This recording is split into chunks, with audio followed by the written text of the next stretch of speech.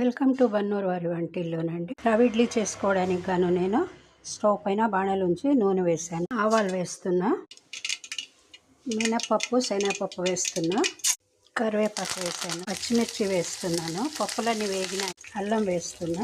2 గ్లాసులు రవ తీసుకున్నానండి, అది ఇందులోకి వేసి వేయించుకుందాము. రవ బాగా వేడైపోయిందండి. జీడిపప్పు వేయించుకుందాం. జీడిపప్పు ఇలా ప్లేట్లోకి తీసుకున్నాను. కన్సిస్టెన్సీలో ఉంటే చేసి కొత్తిమీర కూడా వేసి కలిపాను. ఉప్పు వేస్తున్నా. ఇడ్లీ ప్లేట్లకు నూనె పూసినానండి. పిండి వేస్తున్నా. పైన కుక్కర్ ఉంచాను. కూరానికి కొబ్బరి వేస్తున్నా. మిర్చి తీసుకున్నానండి, ఇది కారం తక్కువ ఉంది అందుకు 4 తీసుకున్నాను. అల్లం వేస్తున్నా, పులు వేస్తున్నా. కొత్తిమీర నేత కడ్డలతో సహా వేసానండి, చాలా కమ్మటి వాసన ఉంటుంది. తగినంత ఉప్పు వేస్తున్నా. పచ్చడి అయిపోయిందండి. ఇప్పుడు గిన్నెలోకి వేసి పోపు వేద్దాము. కొద్దిగా పోపు వేసానండి. చూడండి, ఇలా మన రవ ఇడ్లీలు రెడీ అయిపోయినాయి.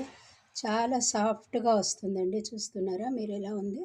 చేతి కూడా మెత్తుకోకుండా వస్తుందండి, అంటే బాగా ఉడికిపోయింది. మీరందరూ కూడా చేసి చూడండి, ఎలా వచ్చిందో కామెంట్లో పెట్టండి. లైక్ చేయండి, షేర్ చేయండి. కొత్త వాళ్ళు అయితే సబ్స్క్రైబ్ చేయడం మర్చిపోకండి. మన రవ ఇడ్లీ రెడీ అయిపోయిందండి. చట్నీతో పాటు చాలా రుచికరంగా ఉంటుంది. Thanks for watching my video అండి.